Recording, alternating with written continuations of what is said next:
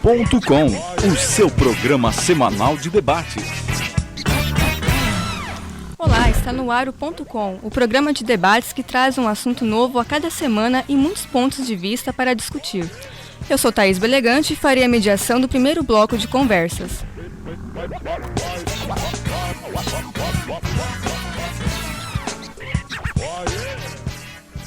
Hoje nós vamos debater sobre o movimento com proposta de discutir a separação do Sul do restante do país.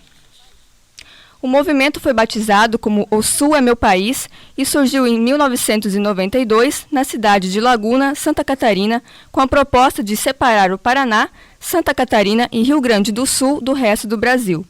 O movimento voltou a ganhar força após as últimas eleições presidenciais. Ao total, o movimento é representado por mais de 1.000 municípios. Para conversar sobre este tema, nós convidamos o representante do movimento em Toledo, Roberto Verezinski. Boa noite, Roberto. Obrigado pela presença. Boa noite. Convidamos também a coordenadora do setor Diversidade e Ensino Religioso da Secretaria Municipal de Educação, Caroline Recalcati Silveira. Boa noite, Caroline. Obrigado por ter aceitado o convite. Boa noite, Thaís. Boa noite aos ouvintes e às ouvintes também. Agradeço imensamente o convite por estar neste momento aqui com mais uma oportunidade de debate e diálogo com a sociedade. E também o integrante do Movimento Sul é Meu País, Tiago Tielli. Boa noite, Tiago. Obrigado pela presença. Boa noite. Bom, então vamos iniciar a rodada de perguntas. Roberto, por que o movimento cresceu tanto nos últimos anos? O movimento, ele em si, ele é feito por pessoas, né? Pessoas que, com o decorrer do enrolar da situação do país, né? Gera, né, discussões, gera pensamentos, né? E isso direciona as pessoas para uma saída. Então, há um afunilamento, né? As questões políticas, as questões gerais que envolvem toda a sociedade, elas estão degradadas, né? E a população, em geral, ela busca alguma coisa, alguma luz no fim do túnel, né? Para que ela possa se espelhar e tomar uma direção. O movimento Eu Sou Meu País, ele está paralelo à política. Ele não tem vínculos, ele é partidário, né? Ele não tem vínculos e fins políticos. Ele trabalha na discussão, né, da ideia, né, de formar uma nova nação, né, com os 3 estados do Sul, tendo em vista esse afunilamento, né, de ideias, né, que chegam a essa conclusão, que nós não temos uma representação à altura, né, que atenda às nossas necessidades. Caroline, você acha que este movimento é válido? Thaís, eu discordo do movimento da separação, pensando no processo de colonização e de criação do nosso país. O Brasil foi um país que teve o seu início de colonização na região Nordeste. Até metade do século XVIII, a região Nordeste foi a região mais rica desse país. Foi a região mais rica desse país exclusivamente por 2 movimentos, que foi o movimento de colonização do pau-brasil e da cana-de-açúcar. Então, o que acontece? Toda essa potência que levou à construção das outras regiões brasileiras, inclusive da região sul. A região sul, ela tem um processo de colonização recente e ela tem um processo de colonização advindo principalmente de países como a Itália e a Alemanha. Mas isso não exclui os outros sujeitos históricos que aqui também estiveram e estão e fizeram parte da construção desse processo. Se nós pensarmos um movimento independente da região sul, ela busca elaborar estudos para avaliar as possibilidades de emancipação política administrativa do sul. É um movimento que pode acontecer, que tem possibilidade de acontecer, no entanto, sem separar do restante do país. Pensando que, para a gente olhar para esse sul de hoje, muitas outras pessoas, inclusive de outras regiões do nosso país, contribuíram veementemente, foram trabalhadores e trabalhadoras. Nós podemos pensar aqui, pertinho de nós, o que foi o processo de construção da Itaipu. Teve muita gente do Nordeste que veio trabalhar e trabalharam e morreram e se acabaram aqui nessa região. Então, alguns movimentos, eles acabam por até ignorar a presença de outros sujeitos históricos que perpassaram. O próprio processo de colonização do sul do Brasil, ele é um processo que ignora, por exemplo, a presença indígena. Vou falar da colonização do oeste do Paraná, que é o que eu mais conheço, o que eu mais tenho me detido a estudar. Eu estudo um recorte histórico de 1945 a 1970 e eu busco trazer as mulheres para esse cenário, que também foram excluídas do processo de colonização, por uma colonização extremamente patriarcal e machista que as ignorou. Que as trouxeram para o cenário de colonização apenas como esposas, filhas, companheiras, e não como trabalhadoras, como construtoras da sociedade, como batalhadoras. Então, eu não vejo necessidade dessa separação, visto que nós somos culturalmente diferentes, mas nós somos uma única nação. E são justamente essas diferenças que nos fazem e que nos tornam brasileiros e brasileiras. Tiago, quais são as propostas e os motivos do movimento? A questão do movimento, houve várias revoltas patistas. Pega aqui na região, houveram duas históricas, assim, a República Juliana e a República, vamos dizer assim, a República Farrapo ou a República Rio-Grandense, até que ambas ocorreram, mas nunca prosperaram de fato. E hoje em dia, o pessoal resgatou, vendo que há muita diferença, assim. Se tu for observar como foram feitas as colonizações da região sul e das outras regiões, mesmo houveram várias diferenças.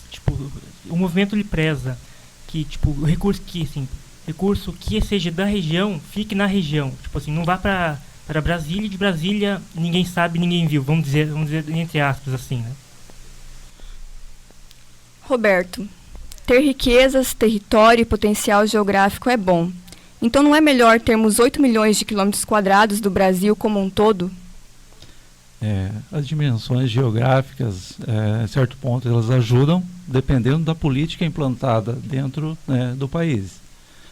Hoje nós temos um exemplo, os Estados Unidos. Os Estados Unidos ele é um país em dimensões maior que o Brasil, na realidade.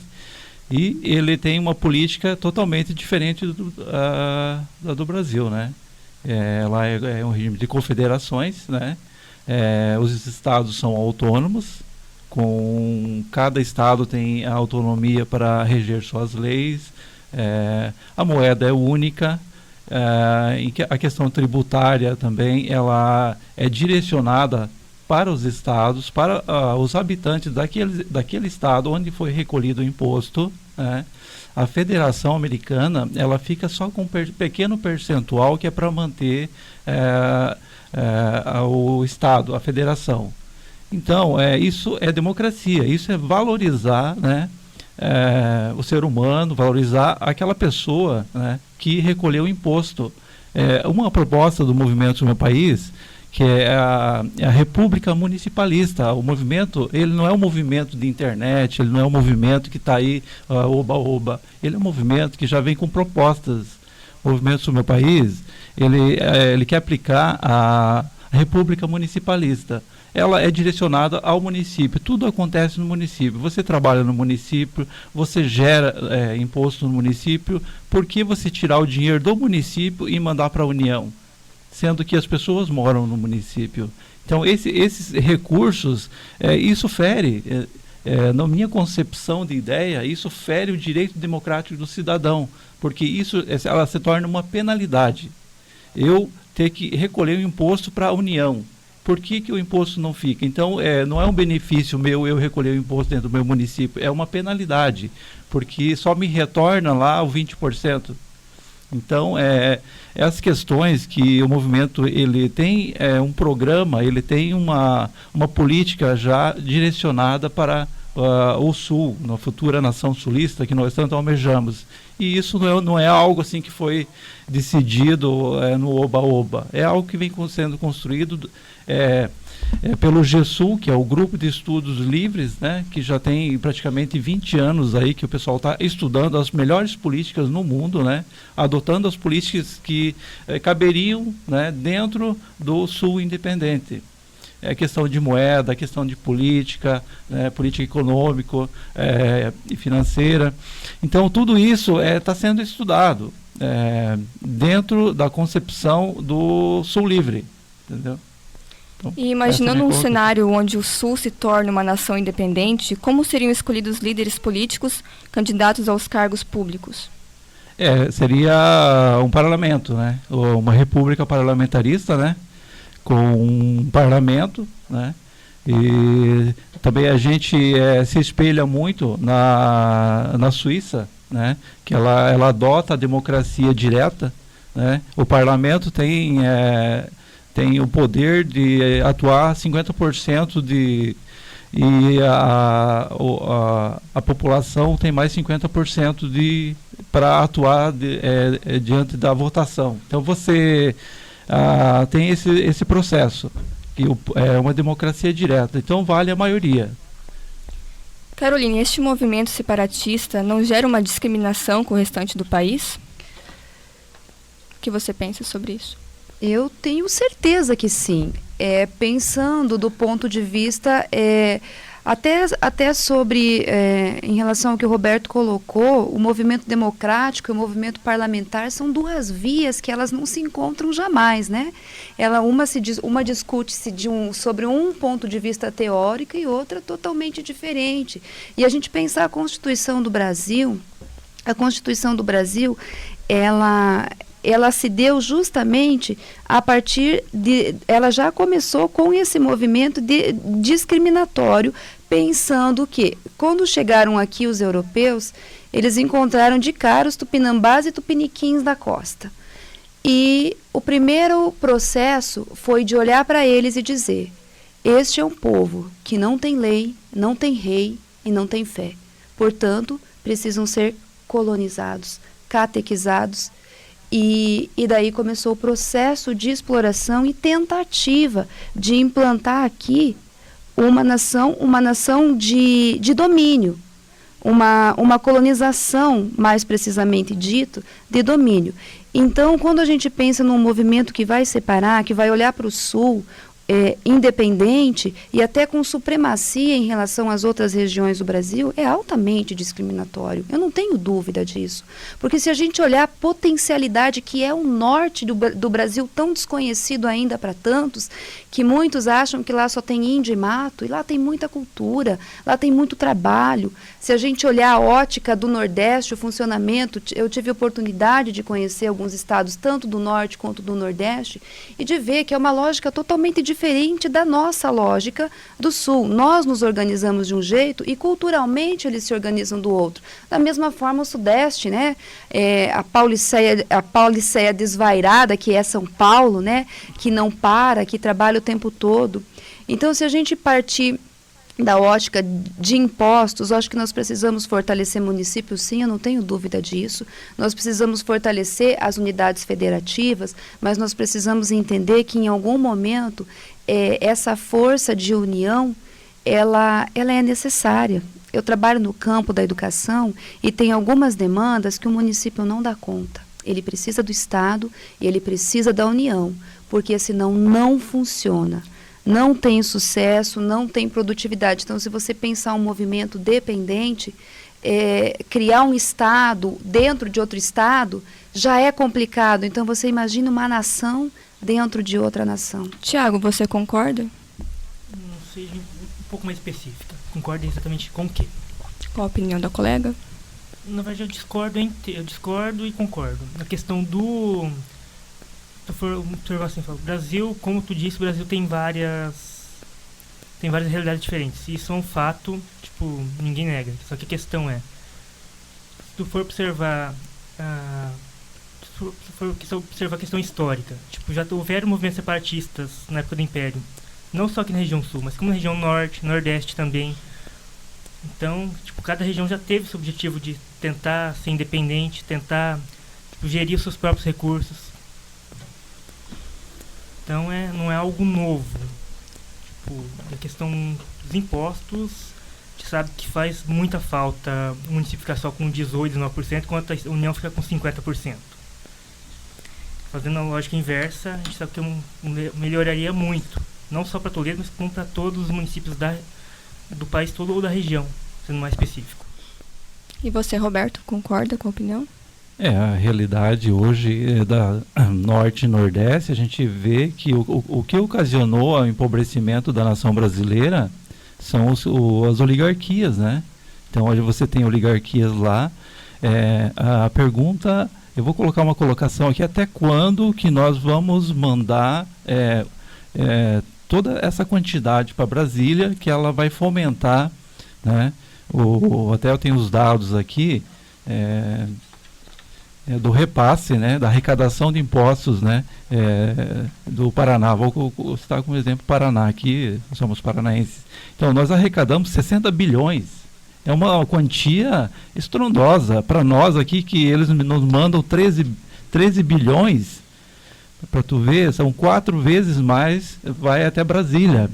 Mas, Isso... Roberto, uma pergunta dos nossos colegas de classe, o Daniel.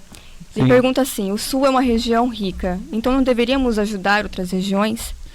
Uma concepção da maneira que o Brasil é politicamente, ele é um desastre. Você não vê uma lógica concreta na política econômica, você não vê uma lógica concreta na administração, é uma bagunça total. Oligarquias políticas, uma brigando contra a outra. A questão é, de 60 bilhões, nos retorna 13. Fica 47 bilhões que o governo federal, Brasília, na realidade, ele redistribui esses recursos, né? Aí você imagina, poxa, até quando, né, nós vamos mandar toda essa quantia? Será que essa quantia aqui não está fazendo efeito no Norte e Nordeste? 47 bilhões o Paraná enfiar em Brasília e não surtir efeito? O que está acontecendo? Então, a questão é questionar. Nós temos que questionar esses pontos, porque senão nós vamos ficar refém do Estado.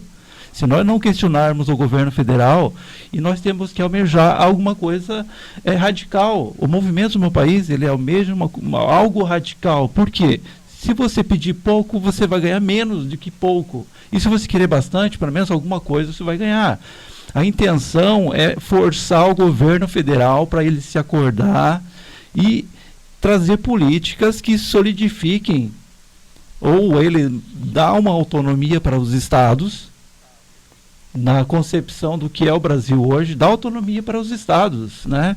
As pessoas estão nos municípios, dá autonomia para os estados. Então, essa que é a relação que a gente faz. O empobrecimento do Norte e Nordeste é a questão das oligarquias políticas de Brasília, que estão instaladas no Norte e Nordeste.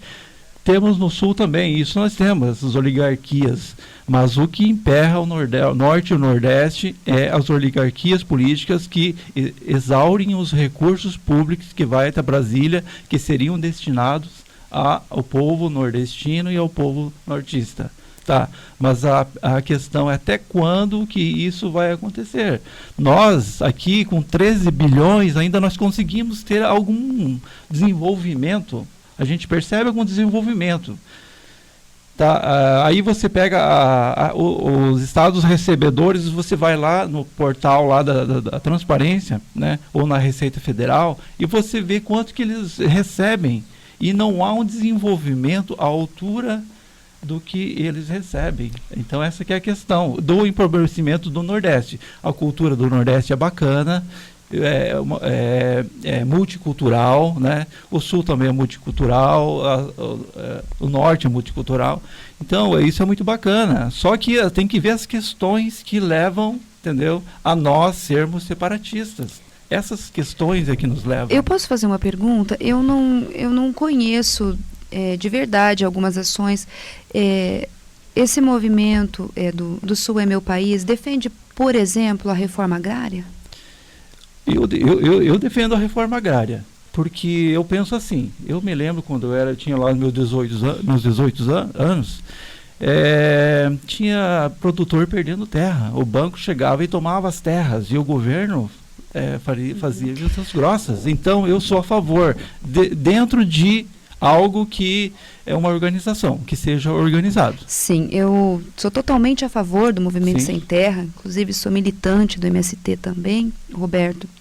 E quando você fala nas oligarquias do Nordeste, eu concordo plenamente, existe mesmo, a gente sabe. Mas no Sul existem oligarquias terríveis Sim, também. com certeza. Uma delas, por exemplo, a gente assistiu há pouco tempo o que aconteceu em relação às terras da Araupel. As terras da Araupel é a maior grilagem de história do Brasil, gente.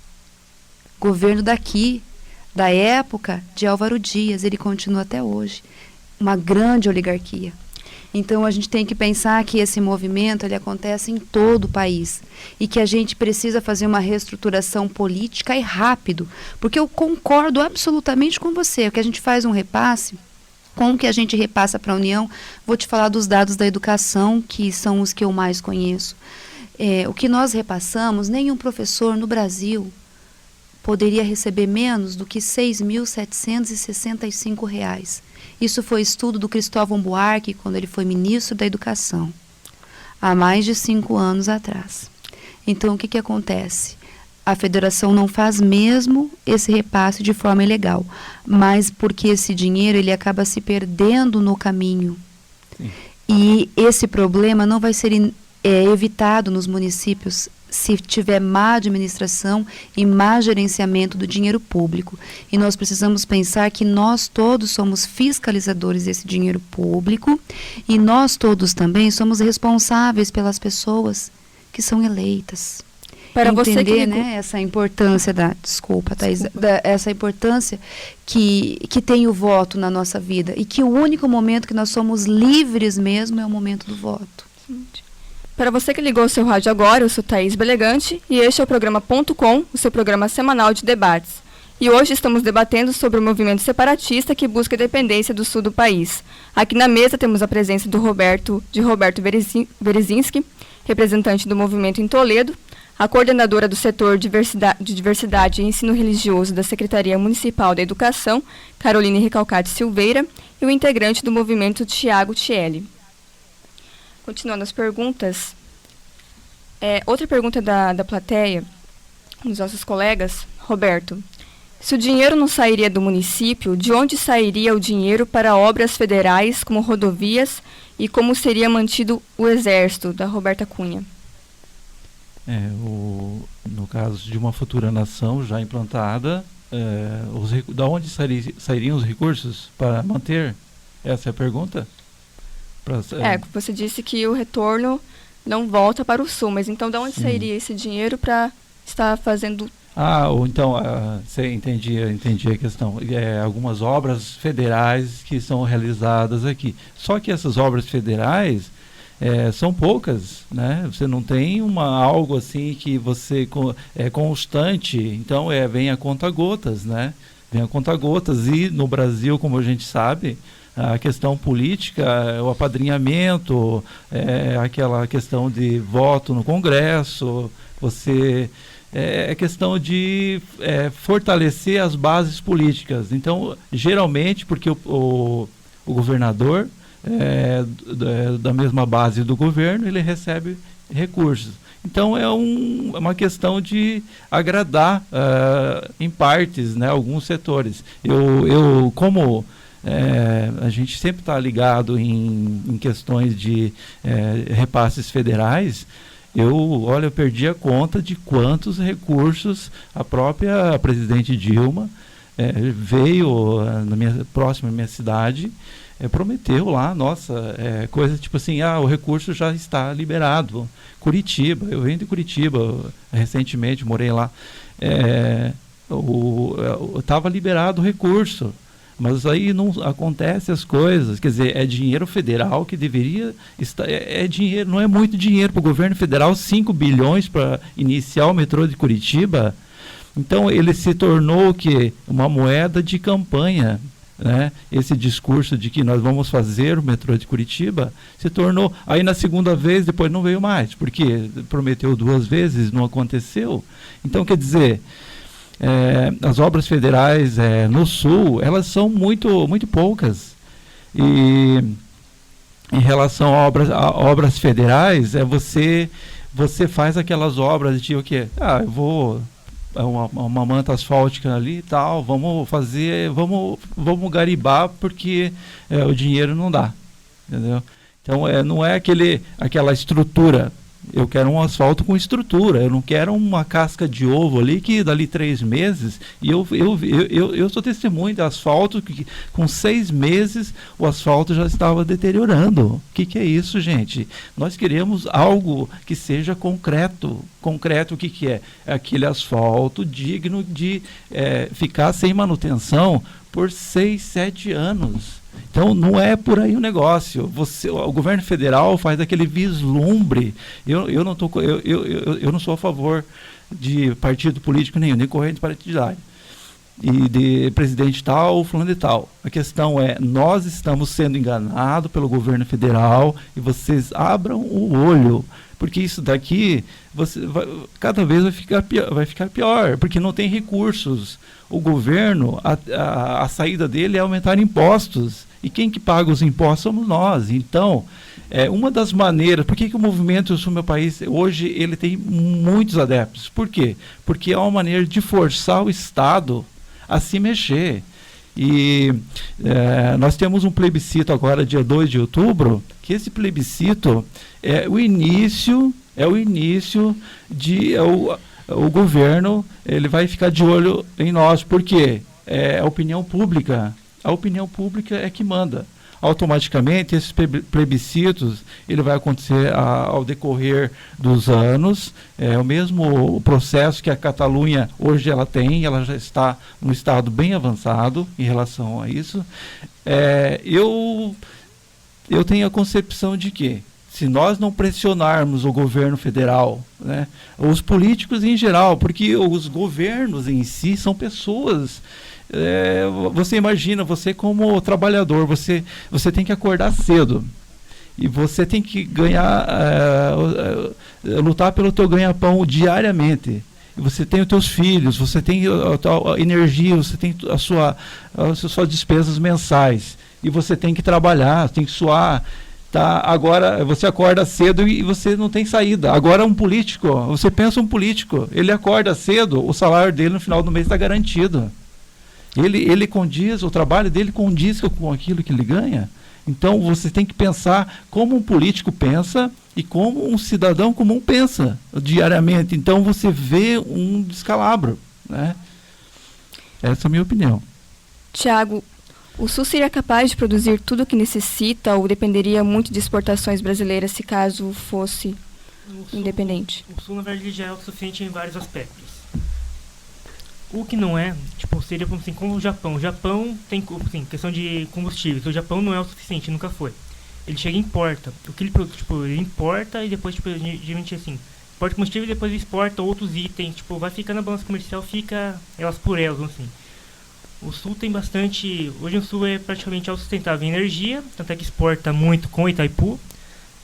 Questão de carnes, produtos... Tanto é que se for ver a parte de metal mecânica, o Sul é altamente exportador. Tem questão de combustíveis, o Sul importa muito. Ou seja, é economia de mercado. O que você produz hoje, você não produz tudo que você precisa. Você compra e vende. O Sul faria praticamente. Tanto é que a gente faz isso... Livre mercado. Livre mercado. Livre mercado. Sim, tanto é que, por exemplo, tem itens que nós não produzimos. Nós importamos do Brasil, da América Latina, da América do Sul e de outras partes do mundo. Nós exportamos muitos itens também. Então, Não é só porque uma nação não tem tudo que ela precisa que ela não pode ser uma nação. Nós temos exemplos, por exemplo, do Japão, na União Europeia tem vários países que são exportadores e importadores. E nem por isso não são livres, não são independentes.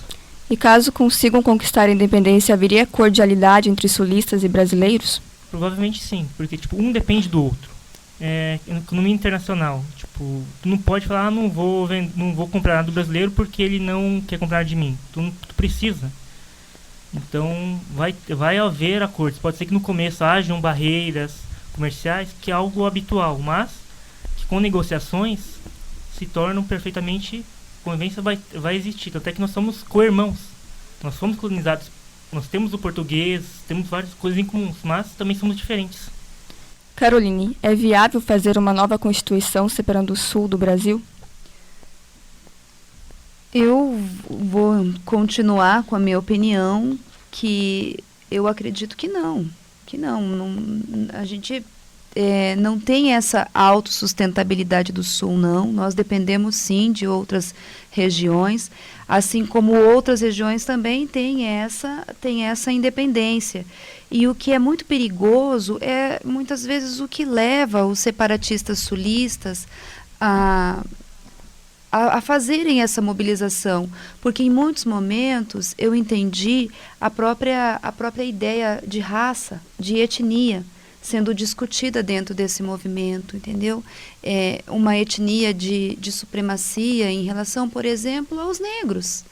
É uma etnia branca, cristã, heterossexual, e que muitas vezes discriminam as outras. E a gente hoje, a sociedade é dinâmica, a sociedade ela é transformada. O Tiago trouxe um exemplo do Japão. O Japão é um país que eu conheço, eu sou casada com um descendente de japonês, ele morou 3 anos lá, e é um país que tem muitas dificuldades, muitas mesmo, inclusive nas relações de trabalho. Muita exploração, gente, muita exploração, porque para uma região se autossustentar, ela, como o Roberto colocou, existem as concepções, a gente tem que pensar no trabalhador, no proletariado e no burguês.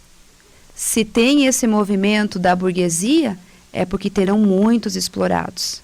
Então, essa condição de superação, eu acredito que a gente só vai construir uma sociedade diferente quando a gente superar, inclusive, a ideia de Estado. Essa ideia de Estado que está formada aí, que é um Estado mantenedor dos bens e não redistribuir. Ele não redistribui. Só que daí a gente vai pensar, por exemplo, eu acho sim que o Sul tem muitas conquistas federais. Gente, o Rio Grande do Sul é o estado do Brasil que mais tem universidades federais. Isso já não é grande coisa? E eles não vão conseguir se manter sozinhos, só com aquilo que vem. A gente tem um exemplo muito pequeno com as supercreches, que são as creches do governo federal. Que a gente tem, por exemplo, um exemplo lá no Bressan, que é uma supercreche. A estrutura, o investimento sobre esses bens são grandiosíssimos. Depois, o município, ele faz o seu repasse, mas para trazer, para consolidar, o exemplo também bem pertinho de nós foi o curso de medicina. Para você trazer uma estrutura dessa, o município não dá conta, não consegue reger isso depois. Então, eu acho que a gente tem que pensar uma possibilidade de redistribuição de renda. Eu não tenho dúvidas que a redistribuição de renda ela está com sérios problemas. Uma reforma política, tributária, em todos os setores, para daí a gente pensar uma política brasileira. Eu me sinto brasileira. Sempre morei no Sul, mas eu sou brasileira. Não conseguiria me ver deslocada, por exemplo, do que eu tenho de herança lá do Nordeste, do que eu tenho de herança do Sudeste, do Centro-Oeste, do Norte. Eu não sou única e exclusivamente Sul. Eu sou brasileira. Estamos chegando ao fim do primeiro bloco do nosso debate. Eu fico por aqui. Depois do intervalo, quem fará a mediação será Beatriz Dominique. Não saia daí.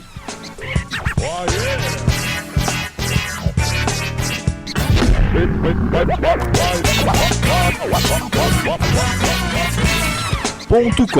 o seu programa semanal de debates.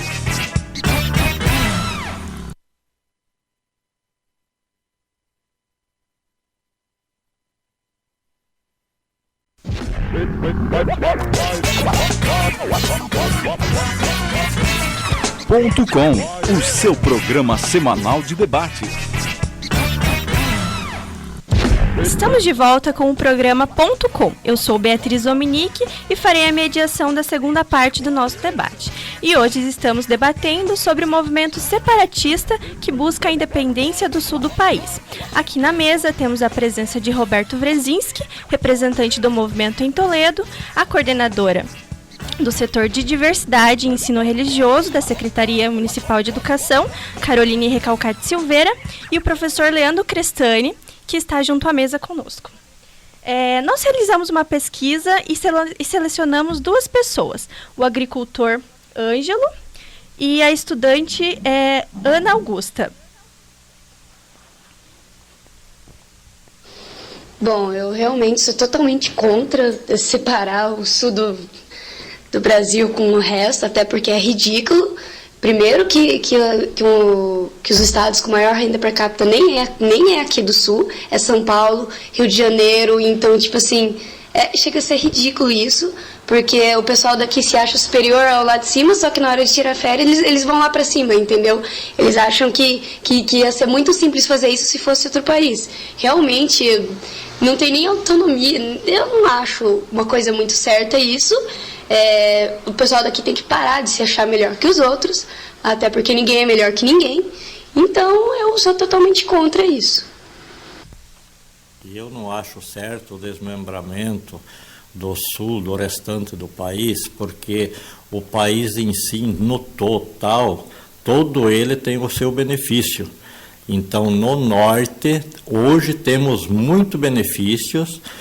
Está sendo desenvolvido um lugar quase que de primeiro mundo, né? Aonde que no sul está meio parado, ficou parado no tempo. Agora, se fosse há 20 e 25, 30 anos atrás, aí era uma solução, hoje é outra solução. Hoje temos mais bem do jeito que está do que se fosse desmembrar. Separar, não é viável separar. Roberto, a sua opinião sobre esses comentários? São esses comentários corriqueiros, né? Geralmente é a mesma concepção é um comentário sem conhecimento. A gente faz comentários, tipo assim, sem eu conhecer a essência da questão, entendeu? O bacana é quando uma pessoa ouve falar do movimento, ele, o que é movimento? Ele se interessa pelo assunto, né? Por que eles estão querendo separar? O porquê, questionam, né? Então isso que é bacana, porque na roda de jovens, geralmente eles não ligam muito, né, em questão da moça que fez a colocação. Essa colocação, eu já vi 300 vezes já, essa colocação de jovens, porque eles vão falar o que eles, né, sabem, né? Então, mas em relação ao senhor, para ele provavelmente deve estar bom, né? Os agricultores estão, né, com tudo na mão, o que eles têm provavelmente já estão empenhorados nos bancos e eles estão presos. Porque hoje, se você analisar a classe dos agricultores, todos eles estão bem. Mas você pergunta para ele, para um agricultor, se ele pode vender a terra dele. Essa é que é a questão, vocês têm que analisar o contexto da história. Tudo bem, ele não consegue nem vender a terra, provavelmente 80% dos agricultores hoje não conseguem vender suas terras. Por quê? As terras estão calçando os empréstimos que eles fizeram, entendeu? Então, você tem que ver o contexto. O senhor, talvez, por falta de conhecimento do que está acontecendo hoje, né? Porque o movimento de tempos atrás, que nem ele falou, se fosse um tempo atrás, né? Hoje talvez a situação dele esteja melhor. Mas a maioria dos agricultores hoje estão na mão dos bancos. Bancos públicos e privados. Isso eu posso afirmar categoricamente, né? Se você hoje tiver o dinheiro na mão para comprar 10 hectares, você vai ter que rodar muito, porque você vai comprar os 10 hectares com dívidas. Então, a questão de o agricultor tá preso em relação ao sistema econômico, ele vai dizer que está bom para ele, porque ele está com a sua caminhoneta, ele está devendo para o banco, ele está com a sua terrinha, ele está com a sua colheitadeira, mas ele está preso. 50% do lucro dele vai para fomentar as instituições financeiras, né? Então, o contexto geral dessas opiniões é válida, para mim é válida, a opinião pessoal. Eu digo que talvez eles não conhecem um novo momento em que o movimento está, né?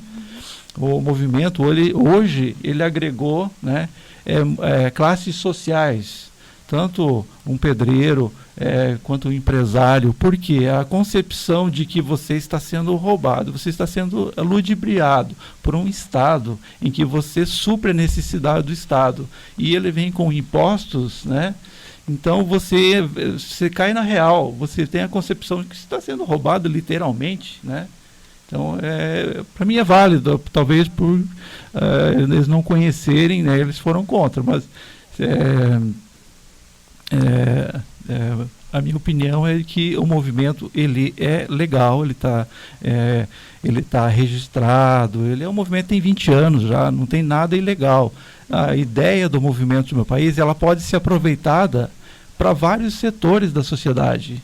É que nem eu falei, é uma pressão que a gente tem que fazer no governo federal.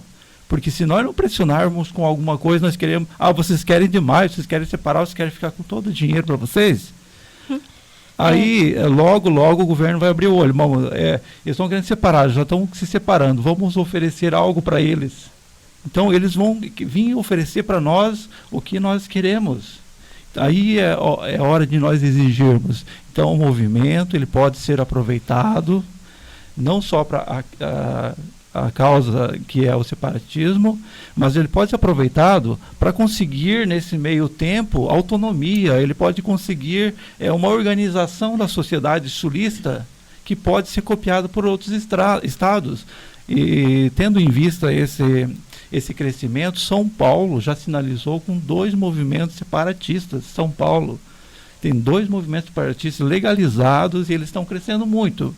Então, Rio Grande do Sul, tem muita gente contra o movimento do meu país. Pra você ter ideia, o Rio Grande do Sul, que é um estado que já foi país, e tem muita gente contra, né? Se nós nos separarmos Santa Catarina e Paraná, eles vão ter que se separar, porque nós cortamos o acesso deles para o Brasil, tá? Mas a questão é que os movimentos separatistas, autonomistas, porque não é só separatismo, tem autonomia, né? Eles estão crescendo automaticamente. Por quê? Porque as pessoas não vê algo de futuro para a nação brasileira. Você comentou no bloco anterior que são enviados 60 milhões para a União, né? Para Brasília. E volta somente 13 milhões. Só 13 bilhões. 13 bilhões. Mas assim, a corrupção só não tá só em Brasília. Quando esse dinheiro sai daqui, né? Não tem corrupção aqui no Sul também? Sim, a corrupção ela está incrustada nos municípios. A principal corrupção é nos municípios. Você imagina a quantidade de municípios que tem. Então, a pior corrupção é dos municípios. Por isso que a política tem que ser mudada. A concepção da política ela tem que ser mudada. Por quê? Porque ela tem poucas pessoas ali administrando dinheiro público. A partir do momento que a gente chama a política de dentro para fora. Nós estamos aqui dentro, o dinheiro nós administramos, quem está fora não sabe o que acontece. Essa política tem que ser invertida, ela tem que ser de fora para dentro. As pessoas têm que... a política em si, ela tem que ser voltada, né? Por isso que eu digo, a democracia direta, ela é solução para o Brasil, no caso, só que ele vai ter que refazer em regime de confederações, para delegar aos estados, no caso do Brasil, estou falando, e aplicar essa república, né, municipalista. E os recursos ficaram no município. Tá? Aí resolveria em partes. Só que a política em si, a nossa proposta, o movimento tem a proposta de Câmara dos Comuns, que ela é muito adotada na Europa, que pessoas comuns, né, elas que vão tomar conta da Câmara Municipal, no caso, né? E o prefeito, no caso nossa proposta, os municípios abaixo de 100 mil habitantes, nós eliminamos a figura do prefeito, entra o administrador público com currículo, que ele vai concorrer com 10, 15 currículos, entendeu? Então, nós queremos ter uma política transparente e pessoas capacitadas para gerir o dinheiro público, porque o dinheiro não é do município, não é do governo federal, o dinheiro é nosso. As pessoas têm uma mentalidade de que o dinheiro público é arrecadado e é do governo federal, né? Mas não é assim, gente. Vocês têm que ter concepção que o dinheiro é seu. Você tem que ir na Câmara de Vereadores, tá todas as planilhas lá onde que foram gastos. Você tem a possibilidade de pegar uma planilha, geralmente eles expõem lá no mural. Foi investido aquele dinheiro, como que foi investido, que empresa que ganhou a licitação. De repente você chega lá, a mesma empresa ganhou 10 licitações. Entendeu? Nós não estamos preparados para essa política que para mim, é uma retórica, algo assim que não tem uma concepção a política no Brasil. E para essa nós não estamos preparados. Nós temos que ter uma concepção de política diferente, um modelo de política diferente e preparar as pessoas para esse modelo de política. Porque o que está em jogo é o dinheiro. Se você ligou o seu rádio agora, eu sou Beatriz Dominique e esse é o programa .com, o seu programa semanal de debate. E hoje estamos debatendo sobre o movimento separatista que busca a independência do sul do país. Aqui na mesa temos a presença de Roberto Wrezinski, representante do movimento de Toledo, e o integrante do movimento Thiago Thiele, e a coordenadora do setor de diversidade e ensino religioso da Secretaria Municipal de Educação, Caroline Recalcati Silveira, e o professor Leandro Crestani. Professor? Boa noite aos ouvintes, boa noite aos membros da mesa. Em relação ao movimento Sul ao Meu País, eu acho todo movimento válido, mas, porém, eu acho anacrônico esses movimentos, dado dessa questão de criar uma ideia de uma região melhor do que a outra. Se eu vou pensar na questão de separar, envolve... Eu acho que não. Bom, a própria característica do sul do país foi uma região planejada historicamente, aqui na política do branqueamento. Aquelas pessoas pobres da Europa foram trazidas para o sul, em busca de um lugar melhor. Bom, se eu for pensar um pouco nessa questão de separação do Brasil, nós temos a Revolução Farroupilha, que é aquela revolução fracassada, que até hoje o pessoal comemora, sendo que não deu certo. Tivemos a tentativa de separação do território do Iguaçu, por 2 anos, de 1942 a 1944.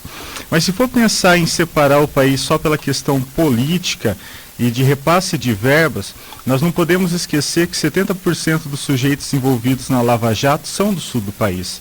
Então, só o ato de separar não tem como criar uma ética e moral nos sujeitos que habitam esse território. Esse é um ponto que devemos pensar, que o ato de eu separar o sul do Brasil não vai ter uma moralidade melhor. Se eu for pegar o caso específico do estado do Paraná na questão de impostos, até um tempo atrás eu pagava R$700 de PVA no meu carro e agora eu estou pagando R$1.300 no Paraná. E o Paraná é uma coincidência bem interessante que ele está no sul do país. E o pessoal tem uma tendência que eu sempre considero que são os famosos burguês pobres, numa versão marxista ou neoliberal pobre, que tenta transmitir essas ideologias de direita e achando que separar o sul, que só paga os impostos para o norte e nordeste gastar, esquecendo do centro-oeste do país e da região sudeste que gasta. Então, é interessante o movimento, só que temos que pensar que não é o ato de separar o sujeito por ato de corrupção, porque a corrupção está presente diretamente no seio da sociedade e do sujeito. A corrupção começa quando a mãe fala para o filho, se você não tirar boa nota, você não vai para tal lugar. São esses princípios. O ato de eu separar de um local para o outro não vai adiantar nada. Só vai demonstrar assim, nós estamos tirando a culpa do sul nesse processo, que não podemos esquecer nisso, que eu acho que tem que ter esse ato de moralidade. Em vez de pensar de separar, por que não pensamos em um desenvolvimento de uma ética e de uma moral para essa sociedade sulista, que em certos casos se acha superior aos outros sujeitos. Tiago, o movimento, ele tem apoio das empresas sulistas e estrangeiras, grandes empresas? É difícil dizer pelas empresas, mas tipo, a gente vendo as pessoas, até que foi feito na TV Tarobá em 2014, tipo, pouco após a eleição, teve a Paulina Márcia Goldschmidt teve uma entrevista com o Celso Deutscher, que é de certa forma seria o coordenador geral do GESUL, que é o Movimento de Estudo Sul Livre. Tipo, em questão de 15 minutos foi feito ali na entrevista, fizeram uma enquete online. Quase 90% da população, dos ouvintes, dos telespectadores do programa eram favoráveis à independência naquela época. Isso praticamente quase sem conhecer o movimento, conhecendo o movimento em questão de uma entrevista curta. Tipo, se tu for conhecer o movimento com o tempo, querendo se inteirar das políticas reais que o movimento pensa para o futuro, a tendência da população, a tendência de se separar, hoje em dia, vendo eu como integrante, vendo e ouvindo o que as pessoas dizem, seria bem... E quais são as políticas para o futuro? Questão de descentralização, fazendo com que o imposto fique no município, que a população do município cuide, fiscalize seu representante local, que fiscalize cada centavo que é investido, que é arrecadado. Questão de como é que é feita a cobrança dos impostos, todo o processo do país ficando da população ciente e próxima de onde o recurso é gerido e arrecadado, a população tende a ter uma percepção totalmente diferente do que é hoje. Hoje nós pensamos assim, o dinheiro sai daqui, vai para Brasília, beleza. Se ele vai para onde que precisa, esse dinheiro é investido para fazer um poço artesiano no Nordeste, que dizem que as políticas do Brasil dizem que precisamos pegar o recurso de uma região que tenha e investir na região que não tem. Essa política é feita hoje? Ela acontece de fato? Tipo, é perfilado um poço artesiano para a população ter água numa cidadezinha, numa vila no interior do Nordeste? A gente sabe que não é. A gente sabe que chegam, tipo assim, vamos construir mil poços, a gente sabe que na prática constroem 2, 3, o restante a gente não sabe onde que foi parar o dinheiro. A gente sabe que Brasília hoje, de fato, é um poço sem fundo, literalmente. A gente pode mandar 100 milhões para Brasília. Hoje a gente sabe que se a gente precisar desse recurso amanhã, infelizmente não vai estar disponível. Por quê? O Brasil virou praticamente um cabide de empregos. E a gente não tem controle. A população daqui, ou a população do próprio Nordeste, não sabe como é que está sendo gerido o seu próprio recurso. Infelizmente, é a realidade nacional, não apenas local, nem regional. Caroline, você acredita que há interesse da parte elite da política em separar o Brasil? Eu não tenho dúvida que sim. Eu acho que tem esse movimento, sim, que busca o controle do restante, que é um movimento da política histórica do povo brasileiro. E que se a gente não mudar, volto a dizer, que se a gente não mudar o sistema, a gente pode fazer 30 países aqui dentro do Brasil, que a corrupção vai continuar, a coisa errada vai continuar. Mas eu gostaria de pegar esse gancho dessa pergunta e falar um pouquinho sobre as duas entrevistas que veicularam. E a da jovem, a estudante, e que eu tenho a maior admiração pela juventude, porque eu acho que se vai acontecer uma revolução nesse país, ela virá da juventude. Não dessa gente que já foi e não discute, e acha que estava tudo certo e tudo bem, mas a juventude tem um poder nas mãos, que é o poder de olhar para a história, que é o poder de olhar para a sociedade e pensar que ela pode ser diferente e muito melhor. Se a gente conseguir entender que são as diferenças que nos constroem, e buscar aquilo que pode nos unir e não aquilo que nos separe. Então, eu acho que a fala dela é uma fala que veio modificada pelo próprio processo de educação pelo qual ela passou. E a fala do agricultor é uma fala de quem já sabe que fixou os pés nesse território e que ele é brasileiro. E que hoje ele pensar em estar em outro país é uma situação muito complicada, muito difícil de gerenciar. Mas eu acho sim que é um movimento elitizado.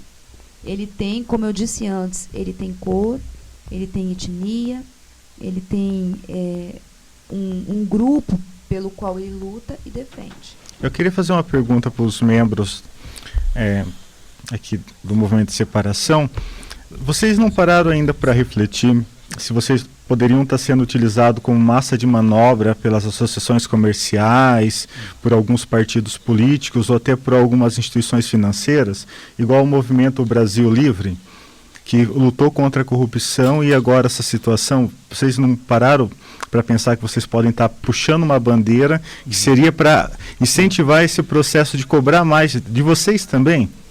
Na realidade, eu participo do movimento, eu era militante, sou militante desde os anos 2000 do movimento. Né? Há 5 anos que eu estou dentro do movimento, eu já fiz parte da diretoria, agora já foi eleita outra diretoria, não estou mais dentro do movimento, mas eu conheço a essência do movimento, entendeu? Ele se preocupa com as classes sociais marginalizadas. Aquelas classes sociais do Rio Grande do Sul, se você vê a pobreza no norte do Rio Grande do Sul que está se instalando, se você vê a pobreza ali, nós estamos assumindo um papel que o governo deveria assumir. Nós estamos vendo isso. Os políticos, eles fazem vistas grossas para isso. Nós somos um movimento social. Sim. Né? Nós, nós somos, pelo que eu conheço o movimento, as pessoas, os políticos não estão do nosso lado. Talvez vocês imaginam isso, que os políticos sejam, mas não estão. Nós deturpamos a política, nós não aceitamos partidos interferindo dentro do movimento. Eu sei que conheço alguns que são filiados a alguns partidos, mas a interferência de partidos políticos nós não admitimos. Aquelas pessoas que vêm para dentro do movimento com interesse de se promover e a sua imagem para ele futuramente sair um candidato, alguma coisa, isso nós deturpamos. A questão do movimento, ela é voltada para os excluídos. Eu sou um excluído, nós somos excluídos, né? E a nossa questão é Brasília. Nós lutamos contra o poder centralizador de Brasília. E nós assumimos a dor daqueles que estão nas favelas. Se você for para o norte do Rio Grande do Sul, nas rodovias, você vai ver as pessoas se instalando ali, invadindo, porque não conseguem pagar aluguel. O aluguel está super caro. Mal e mal elas conseguem se manter, entendeu?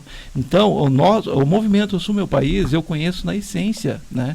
A diretoria foi eleita em Passo Fundo.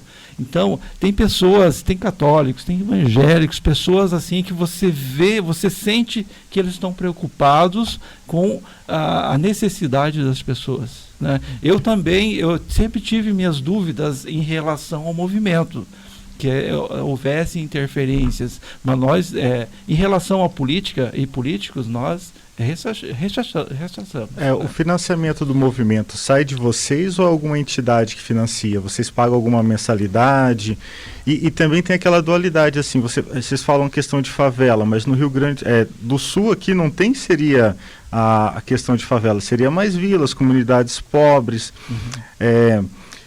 Mas por que não uma luta com o Brasil todo contra isso e não só uma região específica?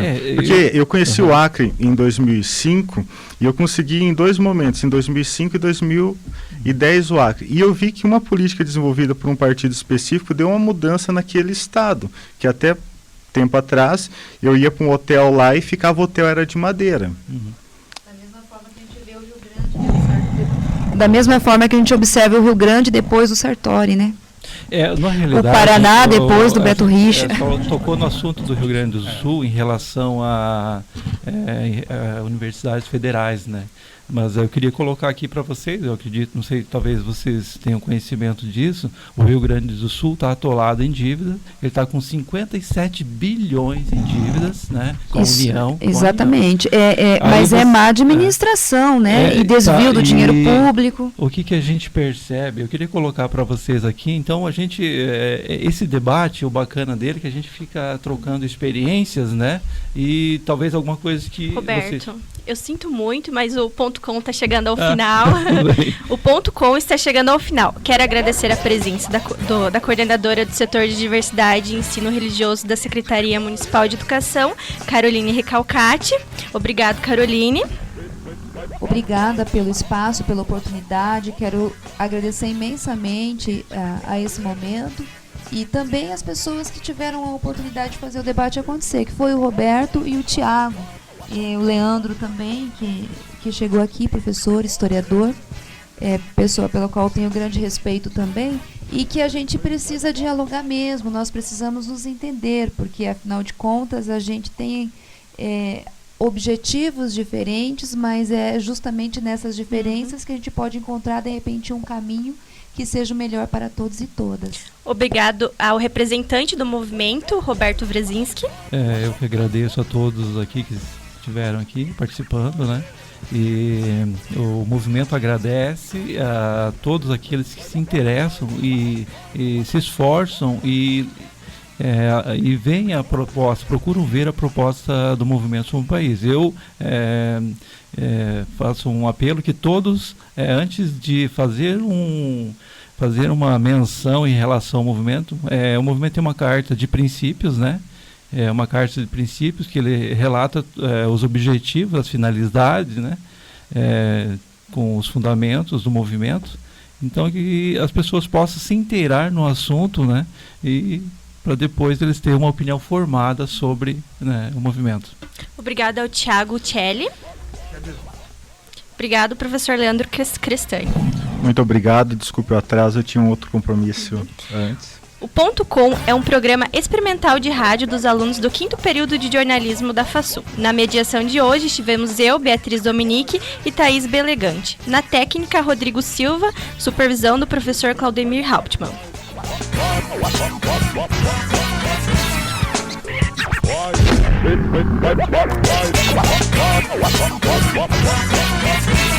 Ponto Com, o seu programa semanal de debates.